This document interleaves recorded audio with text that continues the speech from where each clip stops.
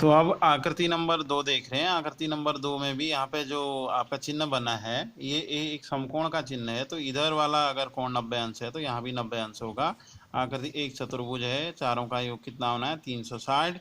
तो लिखा यहाँ 90 प्लस 60 प्लस आपका ये 70 प्लस x बराबर 360। तो बच्चों आगे किया, इनको तीनों को जोड़ा, इनका योग आ गया आपका 220 और प्लस x बराबर ये हो गया 360। अब ये 220 RHS में गया, वहाँ जाके आपका क्या हुआ, यहाँ जाके ऋणात्मक हो गया। 360 में से 220 आपका हुआ कम, तो x बराबर आ गया 140। तो बेटा ये हो गया इसका दूसरे का हल। अब इसी का तीसरा देखते हैं बच्चों।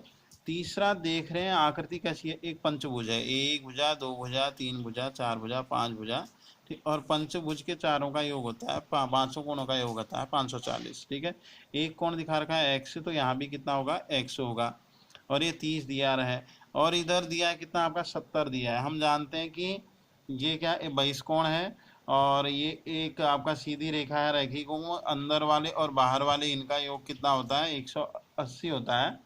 ये आपका 70 है तो अंदर बच गया आपका 110, और ये 60 है तो यहाँ बच गया 120, ठीक है। मतलब ये कोण भी पता है हमें, केवल x का मान चाहिए। अब पाँचों का योग हम लगाते हैं, 540 होगा, ठीक है। 30 plus 110 plus 120 plus x equal to 540 हो गया।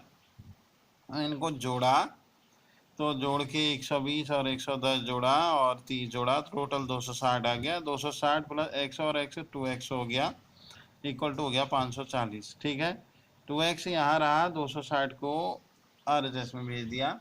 200 क्या 60 यहाँ ऋणात्मक हो गए, 540 में से गया 260, बच गया 280। और ये जो दो यहाँ था, दो इधर से RHS में गया तो यहाँ चला गया डिवाइड में, दो से काटा तो x का मान आ गया 140। तो बच्चों ये हो गया इसका तीसरा। आप चौथा प्रश्न यहाँ देखेंगे। चौथे प्रश्न में ऐसे करके दो कट लगाए, इसका मतलब क्या है, सारी भुजाएं एक समान है, और है कितनी भुजा, 5 भुजा हैं। इसका भी योग कितना होगा 540। एक भुजा को x मान लेते हैं, x माना तो 5 टाइम x हो गए, बराबर हो गया 540। 5x बराबर हो गया 500 आपका 40, इसलिए x बराबर हो गया 5 चला गया यहाँ आपका डिवाइड में, 540/5, यानी कि x कोण आ गया 5 से काटा, 5 एकम 5, ठीक है। 4 में नहीं जाता भाग, तो 5 शून्य शून्य, और आगे हो गया आपका 5 अट्ठे 40, यानी हर कोण आ गया 108 अंश। तो बच्चों इसमें हर कोण आ गया आपका 108 अंश आ गया, तो ये 108 लिख दिया, ठीक है। हर कोण। अब पांचवा नंबर है। पांचवें नंबर में दिया एक ट्रायंगल बना हुआ, एक्स बाहर है, ये बाहर है, ये बाहर है, सब 22 कोण है, ठीक है। अंतःकोण और 22 कोण का योग कितना होता है 180 होता है, इसलिए x प्लस जो है 90 का योग भी कितना होगा 180 होगा, ठीक है। और दूसरा ये वाला भी कितने, इन दोनों का योग भी कितना होगा 180 होगा, और इन दोनों का योग भी कितना होगा 180 होगा। हम जानते हैं कि जो बाह्य कोण होते हैं उनका के तीनों जो होते हैं इनका योग कितना होता है आपका, जो बाह्य कोणों का योग होता है 360, ठीक है।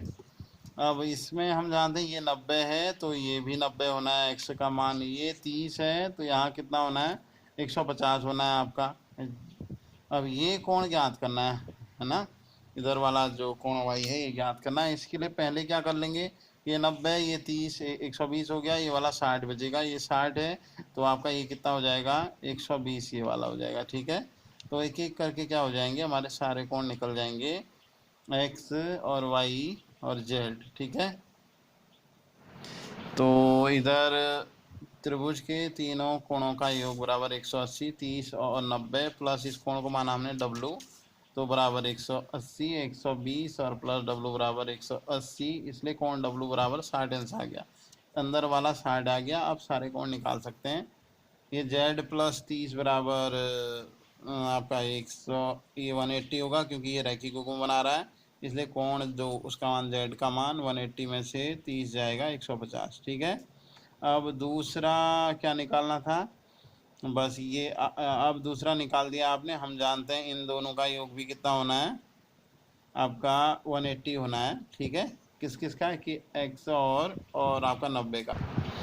आगे देखा हमने कि x प्लस 90 प्लस x बराबर 180, तो x का मान निकाला तो x 180 में से आपका 90 गया, x बराबर 90 आ गया, ठीक है। तो इसके भी बच्चों तीनों कोण क्या हो गए, ये ज्ञात हो गए।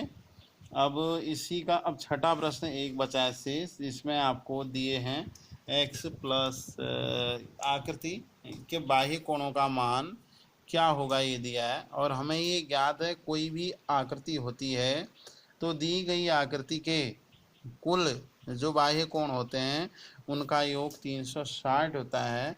तो इसलिए हम लिखेंगे x plus y plus z plus डब्लू बराबर 360 आ जाएगा। इसको हमने ये कर दिया, हमने थोड़ा सा मतलब शॉर्ट तरीके से कर दिया, ठीक है बच्चों। Okay, thanks.